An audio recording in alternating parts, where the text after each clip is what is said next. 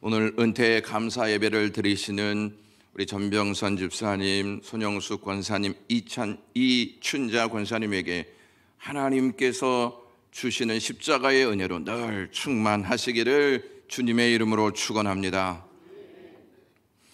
힘은 다양한 형태로 드러나게 되어 있습니다. 그 중에 하나가 아름다움을 통해 드러납니다. 아름다움은 힘을 가지고 있습니다. 그래서 많은 사람들에게 큰 영향을 줍니다. 아름다움은 두 가지 형태로 드러나게 되어 있는데, 하나는 외적으로 드러나고 또 다른 하나는 내적으로 드러납니다. 사람들은 외모의 아름다움을 갈망하고 그것에 많은 투자를 합니다. 사람은 보여지는 것을 중요하게 여기기 때문입니다. 외적인 아름다움을 가진 사람들은 동경의 대상이 되어 많은 사람들이 따릅니다. 연예인들을 보면 외적 아름다움의 힘을 알 수가 있습니다. 하지만 아무리 빼어난 미인이라도, 멋진 사람이라도 품행이 단정치 못하면 그 아름다운 얼굴도 가치가 떨어지게 되어 있습니다. 프랑스의 유명한 법률가이며 정치가였던 사람이 있었는데, 로버트 슈만이라고 하는 사람이었습니다. 그는 결혼하지 않은 독신자, 그 삶으로 살았습니다. 그래서 한 언론인이 찾아와서 왜 당신은 그렇게 유명한 사람인데 혼자 사시기로 작정하였습니까? 이렇게 묻자 그가 이렇게 이야기했습니다. 여러 해 전이었습니다. 제가 지하철을 타고 가던 중에 실수로 매우 아름다운 여인의 발을 밟은 적이 있습니다. 당황한 제가 사과를 하려고 고개를 숙이고 그 여자에게 돌아서는 순간 그 여자는 욕을 막 퍼부었습니다. 이 멍청아, 아니 자기 앞도 제대로 보지 못하느냐, 그러면서 그 여인이 그 슈만과 눈을 딱 마주쳤을 때 이 여인이 그 사람이 누구인지 알게 되었습니다. 그래서 태도가 갑자기 바뀌어졌습니다. 아, 선생님 미안합니다. 저는 제 남편인 줄 알았습니다 라고 이야기했다고 합니다. 그 후로 그는 독신으로 살기로 작정한 것입니다. 아름다운 외모를 잘 간직하고 관리하는 것은 매우 중요합니다. 그러나 로버트 슈만의 경험을 통해 우리가 배우는 바는 외적인 아름다움이 다가 아니라는 사실입니다. 외적인 아름다움이 내적인 아름다움과 하나가 되어질 때 꽃이 피지만, 외적인 아름다움만 있고 내적인 아름다움이 없다면 꽃이 시들어지는 것과 똑같다는 것입니다. 여러분들은 외적인 아름다움과 내적인 아름다움 중에 어떤 것이 더 강력한 힘을 발휘할 것이라고 생각하십니까? 여러분들의 답을 저는 알고 있습니다. 둘 다 가질 때 강력한 힘을 발휘합니다. 두말할 것도 없이 내적인 아름다움입니다. 아름다움의 힘은 내면으로부터 흘러나오게 되어 있습니다. 내적인 아름다움은 안에서부터 밖으로 분출하는 힘을 가지고 있습니다. 그 힘은 외적인 아름다움보다 강력합니다. 아름다움을 외적인 것에 국한시키는 것은 단편적인 것에 지나지 않습니다. 내적 아름다움은 성품을 통해서 드러나게 되어 있습니다.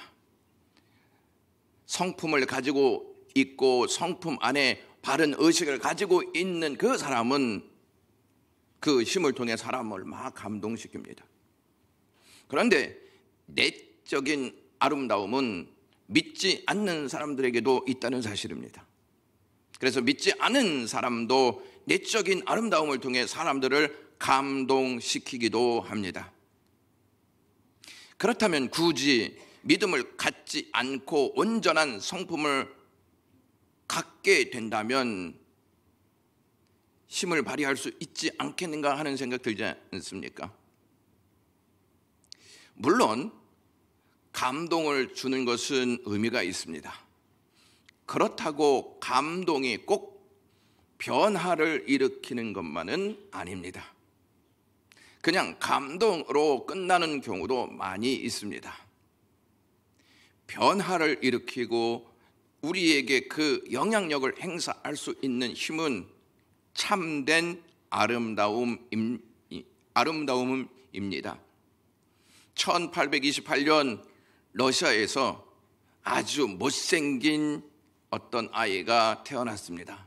이 아이는 자라서 널쩍한 코, 두꺼운 입술, 작은 회색의 눈, 큰 팔다리를 비관했습니다.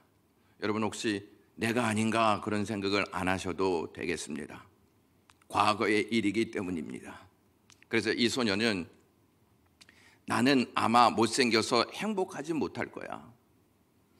하나님께서 나를 아름답게만 해 주신다면 내가 가진 모든 것, 미래에 가질 것도 모두 바치겠다 하고 다짐했습니다. 그러나 이 소녀는 자라면서 행복은 외모에 있지 않다는 것을 알게 되었습니다. 또한 참 아름다움이란 마음에 있다는 것을, 내면에 있다는 것을 알았습니다. 즉 사랑과 평화가 진정한 아름다움이라고 하는 사실을 알게 된 것입니다. 소녀는 이것을 알고 열심히 글을 쓰면서 앞날을 개척해 나갔습니다. 이 소년이 바로 세계적으로 유명한 작가 톨스토이입니다. 그의 유명한 작품 전쟁과 평화, 부활 등에는 이러한 생각이 잘 드러나 있습니다. 톨스토이는 사람들에게 외모로는 인정받지 못했지만 내면에서 흘러나오는 하나님의 사랑을 알림으로 인정받고 존경받는 인물이 되었습니다. 우리의 내면이 하나님의 사랑을 만나면 변화가 일어납니다. 하나님의 사랑을 만나 변화가 일어나면 그 안에서 참된 아름다움의 가치를 알게 됩니다. 오늘 본문은 가나안을 정복한 여호수아가 이스라엘 백성들에게 하는 마지막 설교입니다. 요단강 서쪽 지역 정복 활동에 동참했던 르우벤 지파, 갓 지파, 므낫세 반 지파, 이 세 지파는 임무를 마치고 이전에 모세와 함께 정복했던 요단강 동쪽 지역으로 돌아갔습니다. 이스라엘이 하나님께서 주신 가나안 지역을 정복한 후 지파들의 땅 분배가 거의 마무리가 되었습니다. 과거 하나님께서 갈대아 우르에 거주했던 아브라함을 가나안 땅으로 인도하신 후에 아브라함에게 이 땅을 너희 자손에게 주시겠다 하신 이 말씀이 650년이 지나서 성취되었습니다. 출애굽 이후 광야에서 이스라엘을 이끌었던 모세를 계승한 여호수아는 정복과 분배라는 자신의 사명을 다한 셈입니다. 여호수아가 정복과 분배 임무를 마치고 어느 정도 시간이 흐른 다음에 이제 전쟁의 수고가 없을 때였습니다. 태평할 때였습니다. 이때 1절에서 이러한 일들을 우리에게 알려줍니다. 여호와께서 주위의 모든 원수들로부터 이스라엘을 쉬게 하신 지 오랜 후에 여호수아가 나이 많아 늙은지라 이렇게 말씀합니다. 여호수아가 나이 많아 늙을 때는 여호수아가 110세에 죽었는데 그 전 어느 때였습니다. 이때 여호수아는 이스라엘의 주요 지도자들을 소집합니다. 그리고 2절에 이렇게 말합니다. 여호수아가 온 이스라엘 곧 그들의 장로들과 수령들과 재판장들과 관리들을 불러다가 그들에게 이르되 나는 나이가 많아 늙었도다. 여호수아는 이스라엘의 주요 지도자들을 소집하여 그들에게 나는 나이가 많다, 이제 나는 늙었다, 이렇게 말합니다. 그리고 이스라엘 백성들에게 마지막 설교를 합니다. 여호수아는 자신의 살아온 인생을 회고하면서 이스라엘 백성들에게 당부하는 메시지를 전달합니다. 그 당부는 두 부분으로 나누어 볼 수 있습니다. 하나는 가나안 정복과 분배는 하나님께서 행하셨다는 것이고, 다른 하나는 앞으로 하나님의 말씀을 다 지켜 행하라는 것이었습니다. 하나님 중심적으로 살라는 내용입니다. 먼저 3절 말씀 보시면 너희 하나님 여호와께서 너희를 위하여 이 모든 나라에 행하신 일을 너희가 다 보았거니와 너희 하나님 여호와 그는 너희를 위하여 싸우신 이시니라, 이렇게 말씀합니다. 이제 여호수아가 사명을 다 마치고 마지막 자리에서 내 노고를 좀 알아줬으면 좋겠다. 그래서 내가 광야에서부터 가나안을 정복하고 분배하는 모든 일까지 다 맡아 헌신한 것을 너희가 기억했으면 좋겠다. 그러니 나로 인해 맞이한 이 역사를 잊지 말아라, 이렇게 말할 수도 있지 않겠습니까? 그러나 여호수아는 그렇게 말하지 않고 가나안 지역에 있었던 많은 왕들과 그들의 땅을 이스라엘이 자력으로 물리치고 정복한 것이 아니라 오직 하나님께서 이스라엘을 위하여 싸우셨던 결과이며 하나님의 전적인 은혜로 된 것임을 강조하는 말을 합니다. 하나님이 싸우시지 않았다면 지금의 역사를 맞이할 수 없다는 것입니다. 여호수아는 3절에서 너희를 위하여, 이 말을 2번 반복하여 사용합니다. 너희를 위하여라고 하는 이 말은 너희 앞에서, 이 말입니다. 즉 너희 하나님 여호와는 숨어 계신 분이 아니고 너희 앞에서 싸우신 분이시다. 너희들이 보는 앞에서 하나님이 너희를 위하여 싸우신 것이다, 이렇게 말씀합니다. 너희가 싸운 것이 아니고 너희의 하나님이 너희들이 보는 앞에서 싸워서 너희들이 이 땅을 정복하고 분배받은 것이다 라고 말하는 것입니다.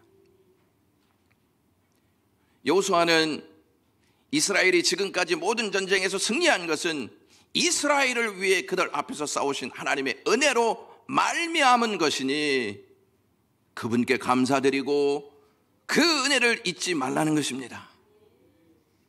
하나님께서 너희를 위하여 싸우셨기 때문에 지금의 자리에 있는 것이지 우리가 능력이 있어서 지금의 자리에 있는 것이 아님을 알리고 있습니다. 우리는 보통 우리가 하나님을 위하여 일하고 헌신한다, 이런 생각을 하기도 합니다. 하지만 우리가 하나님을 위하여 일하기보다 하나님이 우리를 위하여 일하고 계심을 확신하셔야 합니다. 지금도 하나님은 나를 위해서 일하십니다. 그러니까 우리가 오늘을 사는 것입니다. 오늘 은퇴 감사 예배로 은퇴하시는 전병선 안수 집사님, 손영숙 권사님, 이춘자 권사님께 그동안 영광교회를 위해 보이지 않게 헌신하심에 진심으로 감사를 드린다는 말씀을 전하고 싶습니다. 전병선 안수 집사님과 손영숙, 이춘자 권사님께서 영광교회를 위해 헌신하신 그 모든 것은 하나님께서 기억하실 줄로 믿습니다. 영광교회를 위해 그동안 헌신하시다가 때로는 깊은 슬픔에 빠진 적도 있었을 것이고 시험에 들어 괴로운 시간들을 보내신 적도 있었을 것입니다. 또한 헌신하는 본심을 사람들이 알아주지 못해서 서운한 적도 있을 것이고 오해와 비판의 목소리도 들었을 수 있습니다. 그 모든 시간을 인내하면서 이 자리까지 오신 것은 하나님의 은혜 때문입니다. 세 분은 하나님의 은혜로 교회의 발을 내디디셨습니다. 그리고 직분을 맡아서 헌신하시다가 오늘의 자리에까지 이르렀습니다. 하나님의 헌신이 여러분들을 이 자리까지 오게 하신 것입니다. 하나님이 헌신하셨기에 영광교회도 지금 이 자리에 이렇게 있는 것입니다. 하나님이 우리를 위해 헌신하셨기에 저와 여러분들이 이 자리에서 하나님께 예배하는 줄로 믿습니다. 전병선 집사님은 원래 낚시광이었습니다. 교회를 나오지 않을 때 고기를 낚으러 이 바다 저 바다를 다녔던 분이셨습니다. 그러던 어느 날 하나님의 은혜가 집사님을 낚아채서 오늘에 이르게 하셨습니다. 우리 손영수 권사님도 아픔과 고통의 높은 산을 오르셨습니다. 그러던 중 하나님의 은혜가 그 모든 것을 이겨내도록 도우셔서 이 자리에 있게 하셨습니다.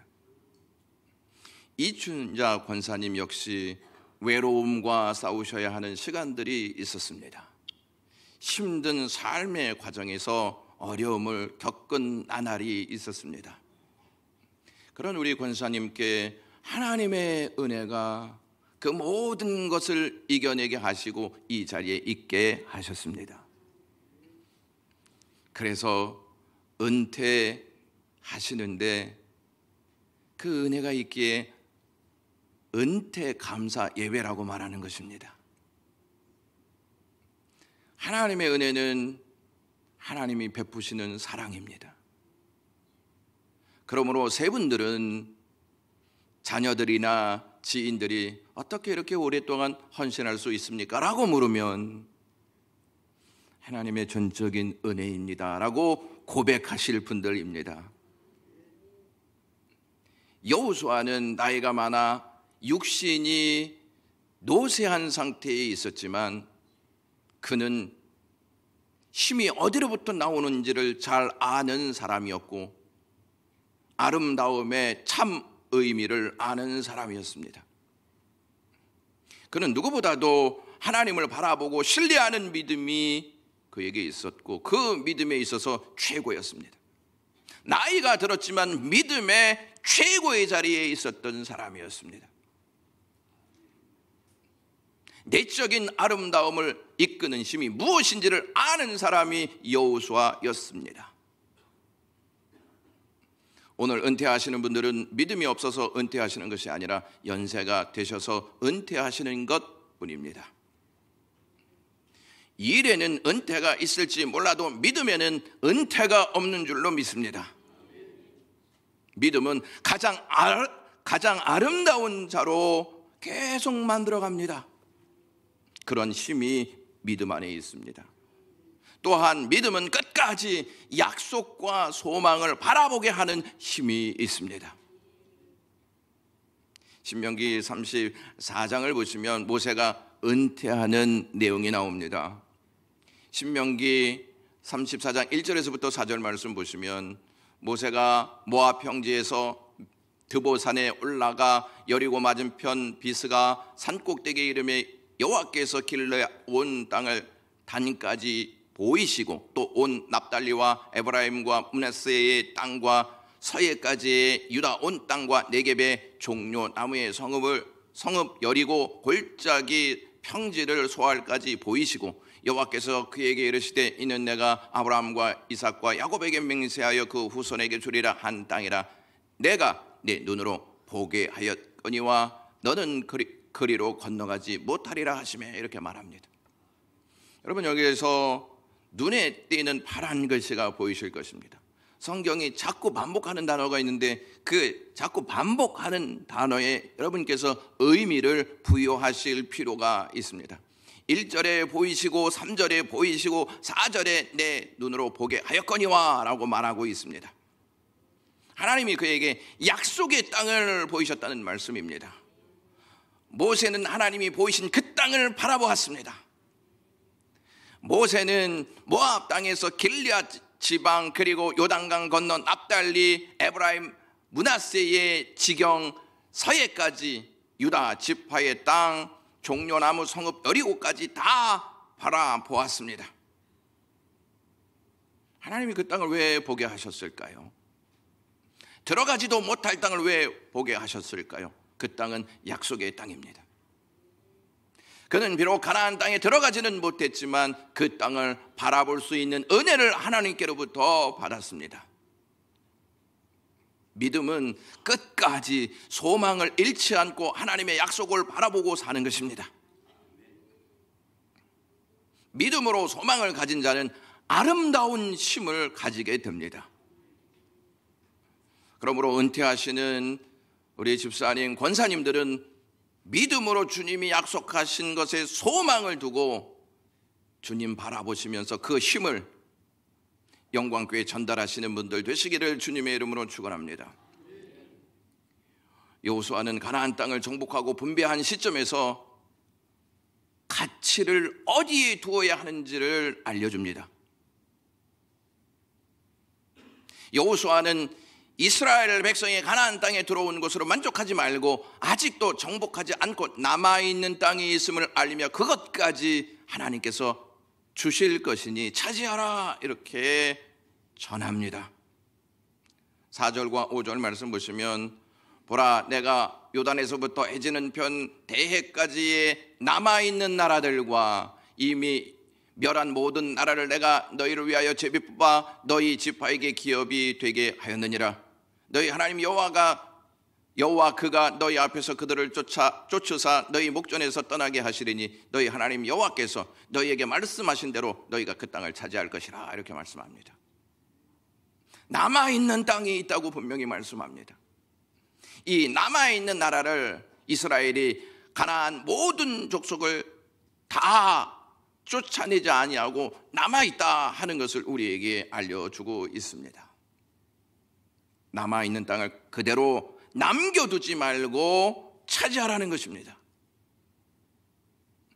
가나안 땅에 대한 하나님의 약속은 완전히 성취될 수 있도록 그 일들을 너희들이 계속해서 이루라 하시는 것입니다.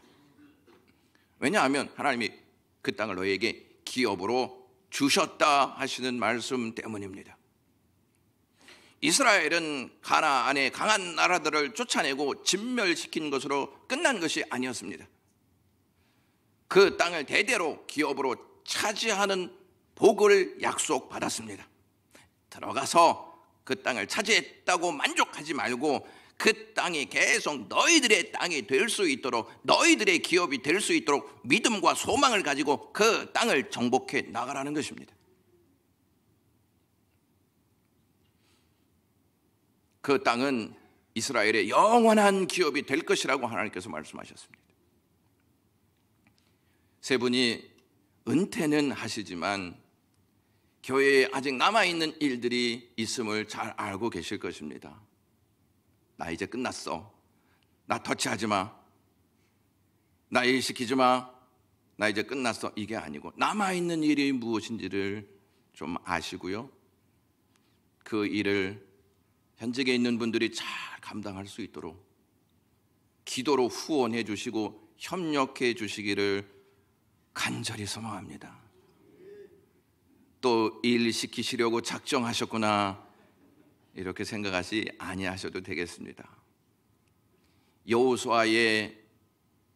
여호수아가 이스라엘을 당부했던 내용 중에 하나가 가나안 땅은 하나님이 싸워서 너희들에게 주신 것이다 이렇게 말하였고요. 또 다른 하나는 앞으로 하나님의 말씀을 다 지켜라 이거였습니다. 차지했다고 끝난 게 아니고 그 땅에 살면서 하나님이 너희들에게 주시는 말씀을 지키라는 것입니다. 여러분 우리 교회에 헌당하지 않았습니까? 이제 다 됐다 이게 아닙니다. 하나님이 우리에게 주신 말씀을 지켜야 합니다. 6절 말씀 보시면 그러므로 너희는 크게 힘써 모세의 율법책에 기록된 것을 다 지켜 행하라. 그것을 떠나 좌로나 우로나 치우치지 말라. 이렇게 하였습니다. 여기서 힘써라고 하는 이 말에 주의하셔야 합니다. 강하게 하다, 확실하게 하다 하는 뜻을 가지고 있습니다. 따라서 매우 강하게라고 하는 뜻으로 해석할 수 있습니다. 오직 율법을 확실하게 지켜라. 오직 율법을 강한 마음으로 지켜라. 의심이 찾아오지 못하도록 강한 마음으로 말씀을 지켜라. 이런 뜻입니다. 적들을 앞에 놓고 이길 수 있는 대원칙은 너희들에게 주신 말씀을 힘써 지키는 것이다 하는 내용입니다. 여호수아는 하나님께서 말씀하셨던 그 말씀대로 행하면서 하나님께서 주신 사명을 감당했습니다.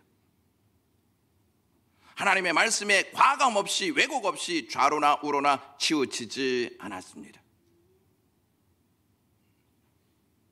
여호수아가 나이 많아 늙어 이 땅에서 숨 쉴 날이 얼마 남지 않게 되자 지도자들에게 꼭 해야 할 말을 생각해 보니 자신의 인생 좌우명이자 인생의 이력은 바로 하나님의 말씀을 철저히 지키는 것이었습니다. 하나님께서 맡기신 이 일을 수행해 보니 그것이 목표 성취를 위한 최고의 해법이고 그것이 최선의 기름을 깨달았습니다. 신앙은 하나님의 말씀에 기초하지 않고는 안 됩니다. 여호수아는 이 사실을 너무나 잘 알고 있기 때문에 이스라엘의 지도자들에게 강조하고 있습니다. 여러분, 우리가 성경을 필사하지 않습니까? 왜 필사한다고 생각하십니까? 교회에서 하라고 하니까 하죠. 어쩌면 여러분들 필사하시다가 너무 어렵다, 이제 그만둘란다. 누가 알겠어? 내가 쓰는지 안 쓰는지 누가 알겠어? 필사가 힘들까요? 아니면 어려울까요?